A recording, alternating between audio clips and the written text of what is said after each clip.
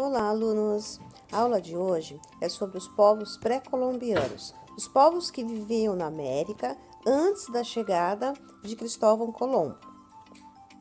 A habilidade que buscamos contemplar é identificar a partir de documentos visuais escritos as principais características das sociedades indígenas da América, em especial seus aportes tecnológicos, culturais e sociais. Mas por que povos pré-colombianos? Porque faz uma denominação a povos nativos que viviam no continente americano antes da chegada de Cristóvão Colombo. Povos que já tinham desenvolvimento cultural, econômico, administrativo e social. Aqui temos algumas construções arquitetônicas desenvolvidas pelos povos pré-colombianos, os astecas, maias e incas, antes da chegada de Cristóvão Colombo. Lembrando que essas construções foram erguidas pela mão de obra escrava. Esses escravos geralmente eram prisioneiros de guerra e desenvolviam esse trabalho pesado. O mais interessante de tudo é que, ao mesmo tempo, aqui, um mundo desconhecido, já desenvolviam também essas práticas de construções arquitetônicas já presente no mundo conhecido pela Europa. Essa classificação de povos pré-colombianos, ela recebe uma influência eurocêntrica, etnocêntrica, de achar que a cultura europeia fosse superior a qualquer outra. Mas por que não valorizar essas civilizações, o desenvolvimento dessas civilizações? Agora, nós vamos destacar os principais conceitos de cada um desses povos pré-colombianos, os astecas, maias e incas. Os astecas. O mapa representa a capital do Império Azteca, Tenochtitlan. A parte laranja do mapa representa o povoado dos povos astecas, hoje situado no México. Como que era o desenvolvimento social, econômico e político dos astecas? Os astecas não faziam comércio com outros continentes, como ocorria entre Europa, África e Ásia. Desenvolviam uma economia de subsistência e técnicas de agricultura. A base da economia asteca era a agricultura. E a sociedade era estamental, hierarquizada, ou seja, você não conseguiria subir, ascender, subir de posição social. Se você nascia escravo, você iria morrer escravo. Um escravo nunca chegaria a ser um imperador, um nobre nessa sociedade asteca. A religião era o politeísmo, ou seja, acreditavam em vários deuses. Essa imagem representa o Códice Azteca, que seria um livro onde ali eles destacariam as suas principais funções, o cotidiano da sociedade azteca. Lembrando que essa sociedade ela era hierarquizada. A sociedade sendo hierarquizada, ela tinha no topo da pirâmide o imperador. Depois vinham os sacerdotes, os comerciantes, os artesãos, que tinham um grande prestígio na sociedade azteca. Eles trabalhavam para atender o imperador e os altos funcionários do Estado, confeccionando roupas e produzindo peças em ouro, prata e pedras preciosas. Os comerciantes também eram muito importantes na sociedade azteca.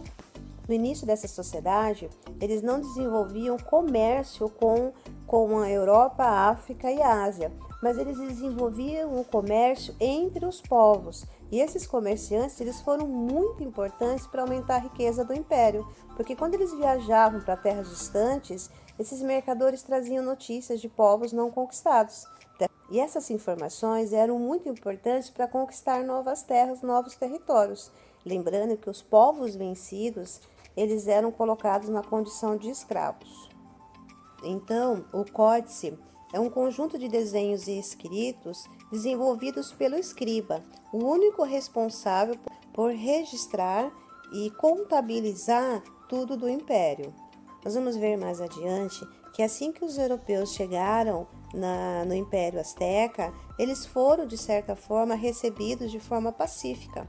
O imperador, na época, Montezuma, recebeu esse espanhol, Hernán Cortés, de forma pacífica. E essa recepção, ela foi uma das causas do fim do império. Hernán Cortés vai se aproveitar dessa situação para dominar os povos astecas. Os Incas. Os Incas, eles viviam na Cordilheira dos Andes e eles também desenvolviam uma sociedade hierarquizada, estamental, né? sem chance de ascensão social. O governo, ele era teocrático e monárquico, ou seja, o imperador era considerado como um deus, como um governo de seres divinos.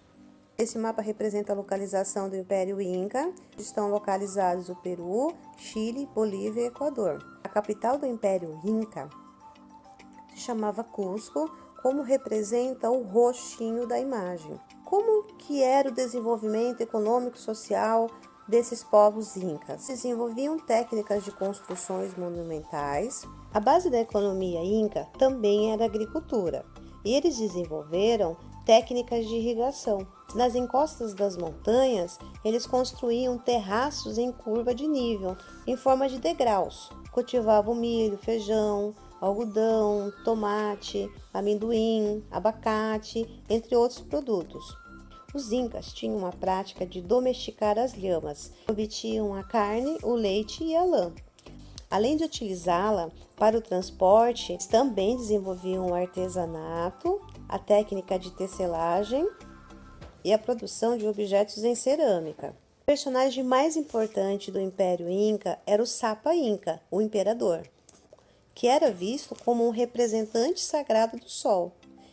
Quando o Sapa Inca morria, suas mulheres e seus servos eram sacrificados e seus corpos eram depositados junto ao dele, no Templo do Sol. Machu Picchu foi uma cidade construída no topo de uma montanha. Ela foi abandonada por seus habitantes em época incerta, e essa cidade ficou coberta de vegetação até 1911, quando um arqueólogo a encontrou. Os incas desenvolveram também um registro de administração e contabilidade de sua civilização. Eram os quipos. O que eram esses quipos? Cordões coloridos com nós. A cor, o tamanho dos cordões e a quantidade de nós registravam diferentes valores. Então, para cada cordão, ele tinha uma cor e o número de nós. Para ressaltar que os incas também tiveram grande contribuição na astronomia. O relógio do sol construído na cidade de Machu Picchu indicava não só os dias do ano, mas também o início e o fim de cada estação, marcos do calendário agrícola e do calendário religioso inca. Para aquela sociedade, astronomia, religião e agricultura estavam ligadas. Em 1532, os espanhóis vão chegar a essa região e, aproveitando-se da insatisfação de vários desses povos contra a dominação inca e devido às disputas políticas existentes no local, eles vão conquistar o território e submeter a população a um serviço de escravidão. Os maias.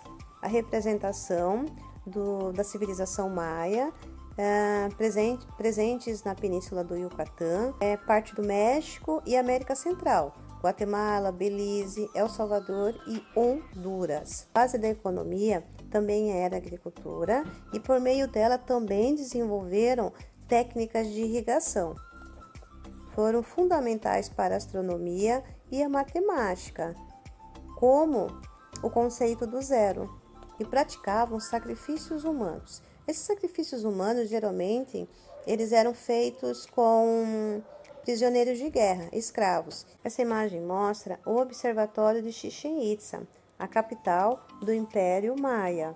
Pela observação do céu, os maias estabeleceram um calendário solar de 365 dias. E o mais espantoso é que eles definiram o mês lunar com apenas 23 segundos de diferença em relação aos cálculos modernos.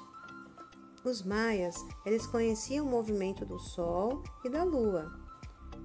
E eles criaram 2 calendários que utilizavam de forma simultânea. Um era sagrado, de 260 dias, e o outro era um calendário religioso, de 365 dias. Por meio do calendário religioso, é que eles conseguiam administrar o momento certo de plantar e colher. Essa imagem mostra o templo de Kukulcã, que é uma representação à divindade, ao politeísmo muito presente nessa sociedade, em especial uma homenagem a um dos deuses, o deus Kukulcã. Eles são considerados os povos mais antigos da América. E quando os europeus chegaram aqui, eles não encontraram esses maias, encontraram sim cidades abandonadas. Algumas teorias dizem que essas cidades estavam abandonadas ou por condições climáticas, seca, ou por o esgotamento do solo e até por epidemias, doenças que fez com que essa população fosse dizimada. A diferença dos maias para os povos astecas e incas é que eles não tinham um imperador que dominava todo o território. Eles eram organizados como cidade-estados. Então, assim, não tinha um único imperador. Existiam diversas cidades dentro de um estado que tinham regras, suas próprias leis. O que unia esses povos era a língua, a religião e a cultura. Nessa aula, nós pudemos observar que os povos que aqui existiam antes da chegada de Cristóvão Colombo, antes da chegada dos europeus, eles mantinham sim uma estrutura social, econômica, política, mas que foi totalmente deixada de lado, foi desvalorizada. Por quê? Por essas condições eurocêntricas, por essa posição eurocêntrica e etnocêntrica de achar que tudo que esteja relacionado à Europa é superior a qualquer outra nação ou outros povos. Da mesma maneira que existia um desenvolvimento aqui, numa terra que ainda não era conhecida por eles, também em outros lugares da Europa, da África, em outras civilizações antigas, o mesmo desenvolvimento estava ocorrendo. Então, o que podemos observar é que os acontecimentos históricos, sociais, culturais, eles se desenvolveram em diferentes sociedades do mundo de maneira simultânea. E que aqui, entre os povos pré-colombianos, já existia tecnologia, existiam estudos astronômicos, o estudo da matemática, a administração, a escrita, e que eram povos que tinham um desenvolvimento não conhecido pelos europeus. Por hoje é só e até a próxima.